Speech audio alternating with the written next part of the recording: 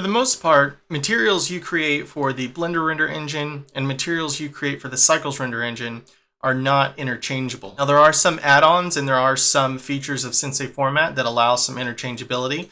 For instance, with ZeroBrush and ZeroBrush Light, whenever you're painting, you can switch between Cycles and Blender internal render engine whenever you want. So I could press T to bring up my tool shelf, press my texture paint button. We'll be covering ZeroBrush in a future video, but for instance, I could start painting on my material here and instantly switch this to Cycles and back to Blender render. So that's one example of some cross compatibility. But for the most part, and I'll go ahead and click this button to get me back into object mode, materials you make in Blender render engine are not going to be compatible with materials you make for the Cycles render engine. The other really big difference in Blender render materials versus Cycles materials is the way you edit them. Here in Blender render, most of your shading options such as reflectivity, specularity, transparency, diffuse, which is like your basic color and stuff like that, are handled right here in the Material tab of the Properties panel. And while Cycles materials do grant you access to some of these options, really the bulk of work you'll be doing on Cycles materials will be in Blender's node editor. The first thing to understand about editors in Blender is that everything you're looking at in Blender is composed of one of Blender's 17 different editor types. Everything from this file menu up here, which if we drag and pull down, we can get information about code running in the backgrounds of the scene, which this editor type is actually called the info editor. So if I click on this button in this editor type's menu, which we call in Blender the header menu, which can be either at the bottom of the window or at the top of a specific window. If we click on it, we can change this editor type into any one of Blender's other 17 editor types. So everything that you look at Blender, there's nothing in Blender that is not composed of one of these 17 different editor types. So typically in Blender, you will find access to changing any one of these panels into a different editor type in the left corner of the menu. So these header menus, they can be either on the bottom of a particular panel or they can be on top. You can actually change them if we were to right click and under header, press flip to top. Notice that the header menu of this info editor type here is now switched to the top. I'll go ahead and flip that back.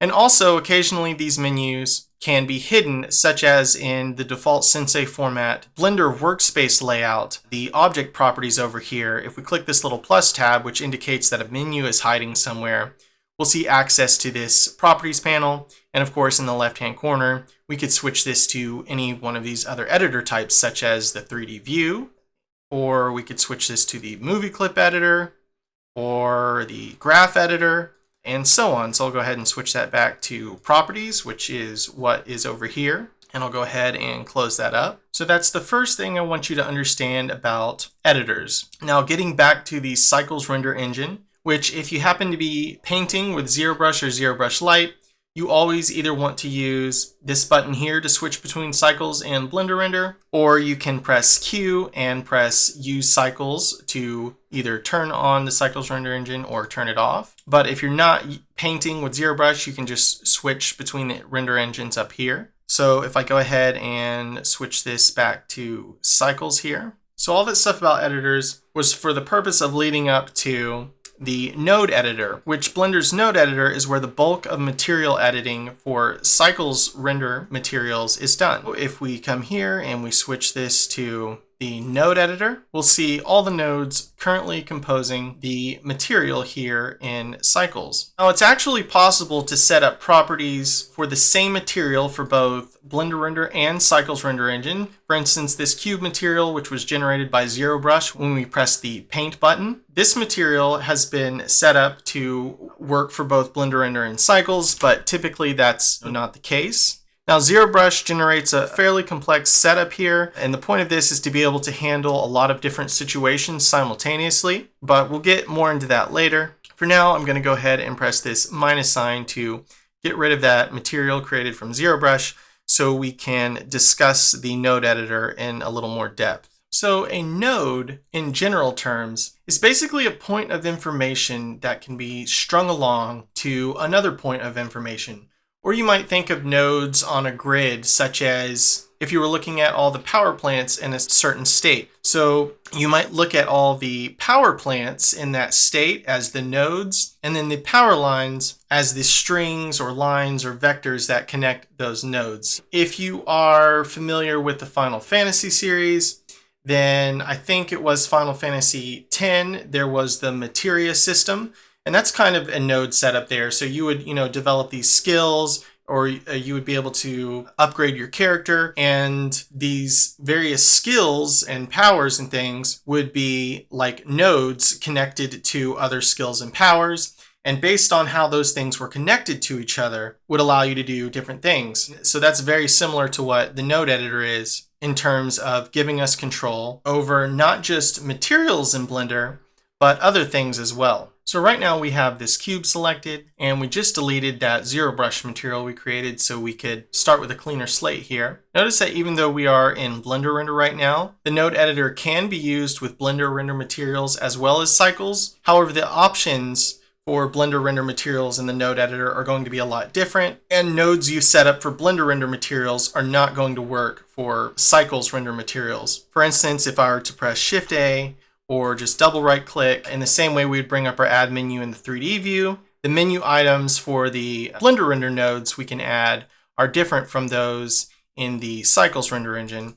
You can see this menu is much bigger here. Now currently all the options are grayed out because we have the material portion of this node editor here activated, but we don't actually have a material for this cube we have selected. So we could either add a new material here in the Cycles render engine in the default material panel here, or we can add it straight from the node editor. Let's just press new here. Notice when I do that, we get these two default nodes, only they're positioned over here.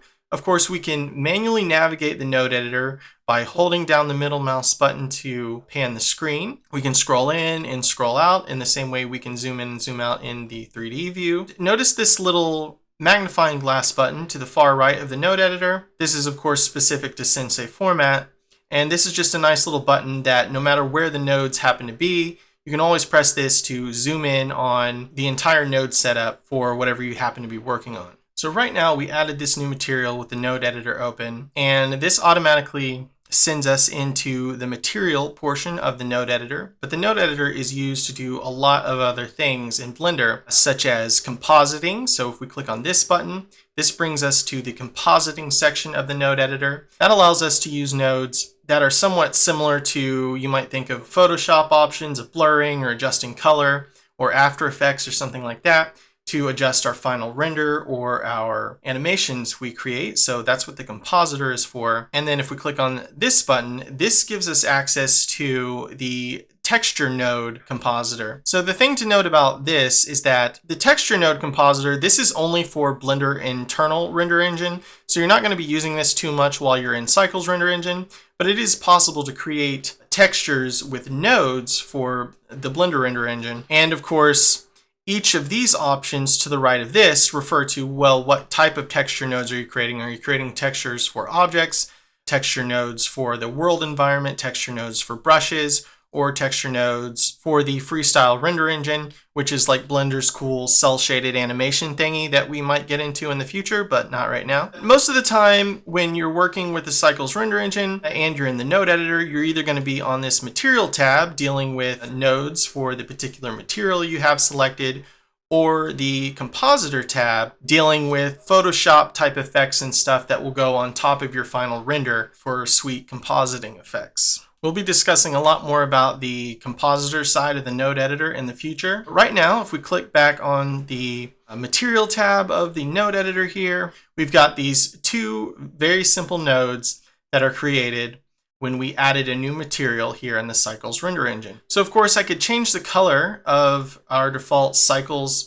material here by clicking on the color value of this diffuse node and adjusting this wheel here. Like I said before, the bulk of your work on Cycles materials will be here in the node editor. However, once you actually add new nodes to your material, you will be able to adjust those nodes in the material tab of the properties panel like you normally would for the Blender render engine.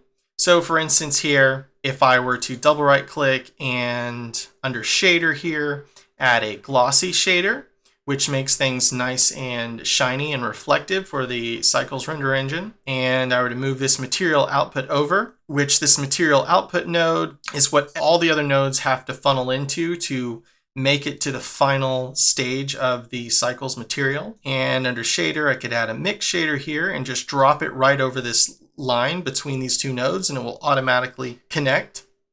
And I could bring this socket here, which these little colored dots, these are called sockets, and a socket belongs to a node, and you connect these sockets with what are called links. That's these line here. You just click on it and drag to where you want it to go. It will automatically snap to any other socket you want to use. Typically, the color coding lets you know what kind of sockets can be connected to what, but that's not always the case, as we'll learn in the future.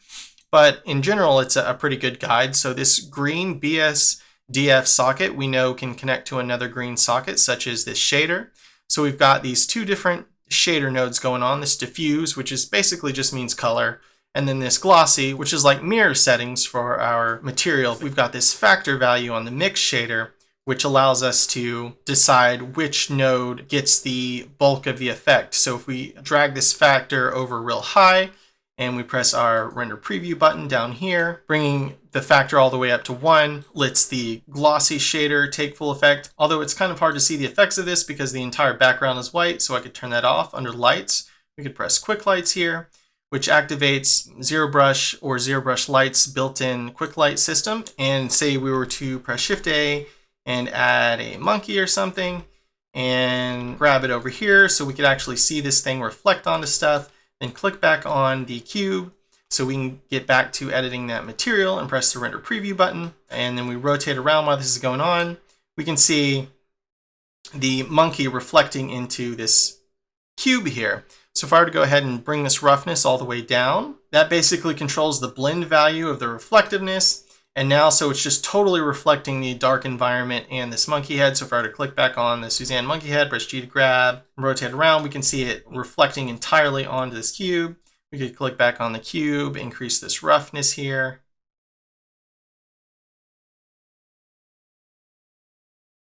And we can see something like that. So if I were to adjust this mix shader value all the way down to 0, then it gives total control back over to the diffuse. That is this basic color setting here, and it goes blue because that thing is set to blue. But notice now that I've actually added these nodes, I do have access to them in the regular old material properties panel, which is kind of nice if you're coming over from using Blender render materials and you're new to Cycles, then you have a sort of familiar system here. So for instance, I could access that roughness value on this glossy node here, straight from here, and increase this. Of course, we can't really see this because we have the control given all the way back to the diffuse. So we could actually adjust this mix shader value, this factor value here. We could give the power back to the glossy, and then under the roughness of the glossy, we could turn that down straight from the material tab in the properties panel.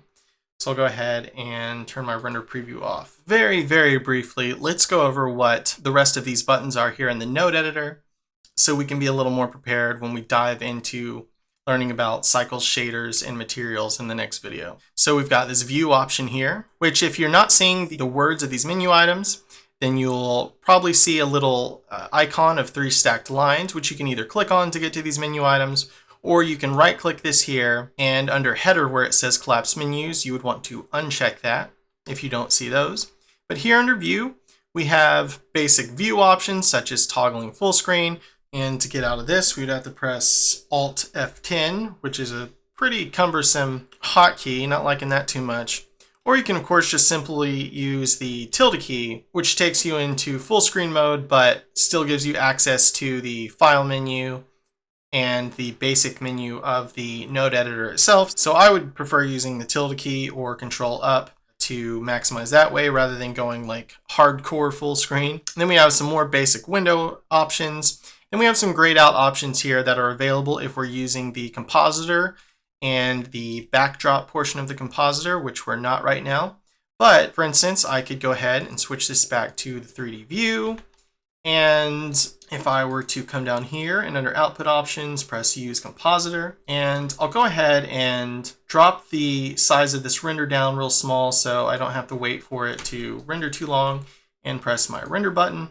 Notice that when I rendered this time, we're automatically transported into the node editor and into the compositor, and we can see our rendered image, which was just a very low quality, small little image we did there.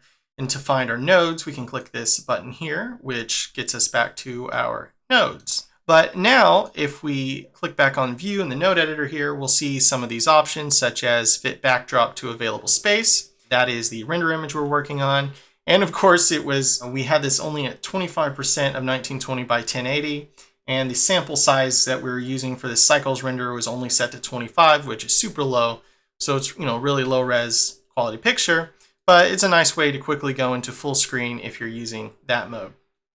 So I'll go ahead and disable use compositor for now and switch this back to material node editing and press my little magnifying glass button to get back on this simple material we had created for this cube. So you have your basic view options, select, which is of course different things you can do for selecting nodes. These node systems can get really complex really quickly, so some helpful stuff in there.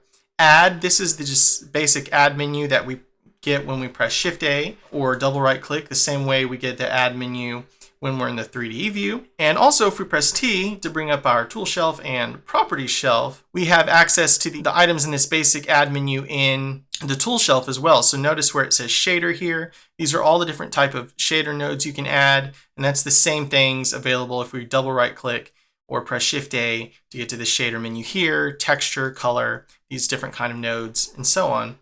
So I'll press T to dismiss those for now. By add, we have node, which these are more node operations, things like collapsing and hiding sockets and nodes, which we can press this button here to collapse these nodes, which when you start getting really complicated node setups going on, this can sometimes be helpful to do. Options like muting the node, that's stopping it from working, or cutting a link, which you can just do by holding Control and left clicking, and you'll of course see this kind of knife icon pop up, and you can just cut nodes out that way. Also, operations, deleting nodes, stuff like that. So just kind of basic stuff you would expect to already happen when you press D to duplicate or X to delete a node or stuff like that. Then of course you have the actual type of node editor we're using, which we've already talked about, which this sets us on the material node editor. This sets us on the compositor. That's our Photoshop type effect things we can use with nodes to do stuff. For instance, say I wanted to add a blur to this, I could double right click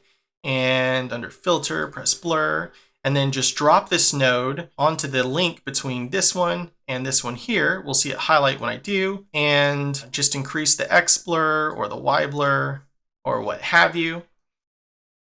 And I could save this image straight from here. I could just press save image here and save this to my desktop or anywhere I wanted. So we have the compositor and the material node editor here. Notice that when the material node editor is selected, we have these three other options here. And that's because there's different type of materials we can create when we're dealing with objects, or if we click on this world tab, different type of materials we can create when we're dealing with our background environment, like our sky or stars or whatever you had going on in the background. And then once again, for Blender's sweet cel-shaded animation render engine, freestyle type materials that we would be creating in the node editor. But typically you want to leave it on this yellow cube because this means materials dealing with objects and such.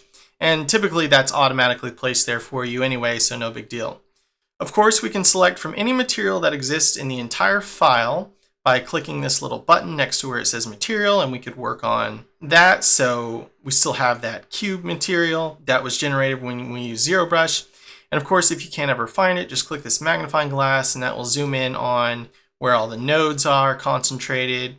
But I'll go ahead and switch this back to the material we were working on. And then basic material stuff like adding a fake user so that if you delete the object that's using it, it won't delete that material. Or you can make a copy of that material and start working on something else. So of course this plus sign, which would add another material to this object, X delete it, so on. Use nodes, of course. Obviously, if we are using cycles materials, we want this on because then the nodes of the material won't be affecting the material, which would be pretty pointless. So you'd want to keep that on. Use the pin node tree. Say you want to work on one specific material, but you have a need to be, clicking on a bunch of different other objects, if you click this down, then you can still adjust this object's material while working on other things. So even if I click on these other objects here, the node editor will stay pinned to the material on this object. So that's what that's for.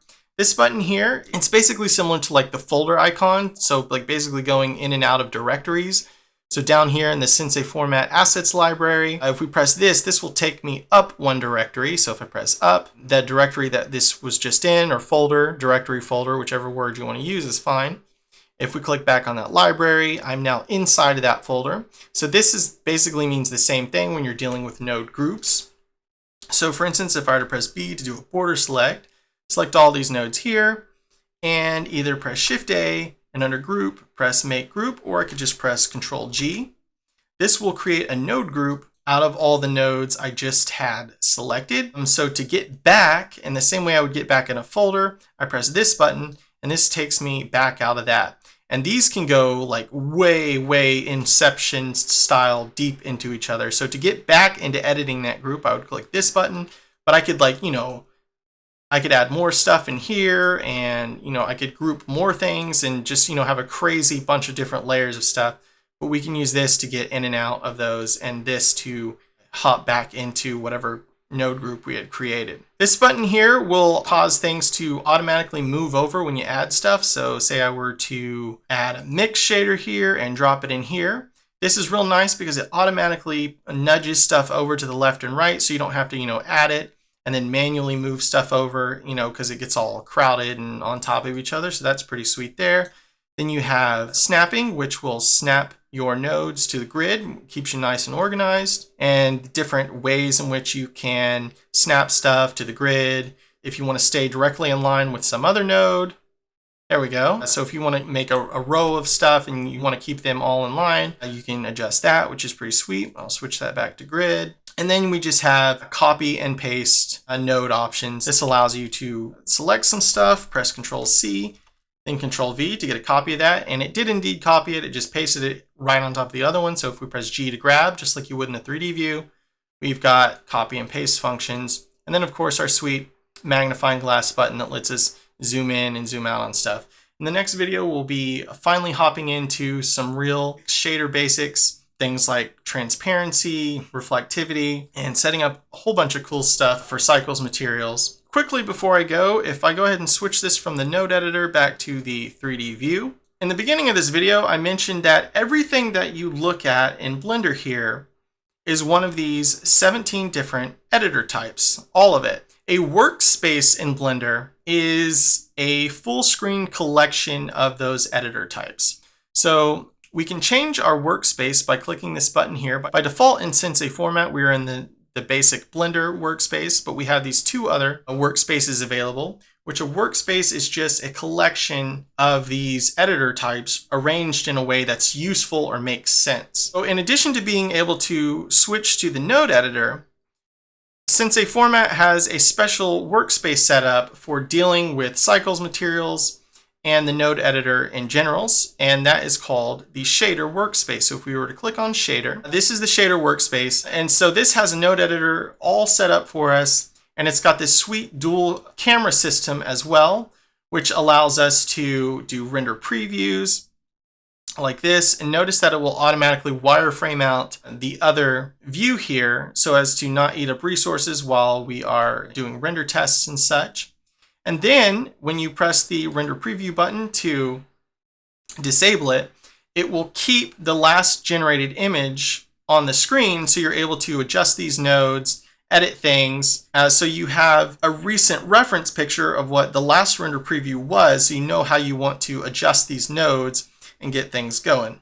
But more on this to come, and we'll explain what's going on here in a future video. You can also press Control left or right to cycle through these different workspaces. So a quick way to get to that shader space is just to press Control left, and this immediately sets you up with a node editor so you can get to work on that. And when you want to go back into regular Blender, you just Control right and you are good to go. So if you're a long-term Sensei Format user, you may notice that this shader workspace looks a little different than previous versions of Sensei Format. It's a little more slimmed down and minimalized. So if your shader workspace looks different, you may want to make sure you're using the latest version of Sensei Format by going to File and Sensei Format here. Now this currently reads as Sensei 5.27, but when this is released, this will be 5.28. So any version later than that will have this shader workspace. Of course, as was explained in a previous video, when you update Sensei Format, it only updates the core code and settings and stuff. Sensei Format doesn't want you to lose your settings and changes you make, so it doesn't overwrite this stuff. But if you're looking to have the most up-to-date version of the Sensei Format layouts, you can press this reset layout and it will overwrite your basic Blender layouts and everything. One downside to that is you will need to go back into File, User Preferences, Add-ons, and reactivate any additional add-ons you are using because it overwrites those layout settings and startup file settings. So that's just a note to previous users. If your shader workspace doesn't look this way, you have that available to you. Or you can just use the previous version, basically do the same thing. So I'll go ahead and switch this back to Blender here. So that was a ton of information, but hopefully now you have a better understanding of the node editor, what it's capable of, what it can do. So I'll meet you back here in the next tutorial when we discuss more on Cycles materials.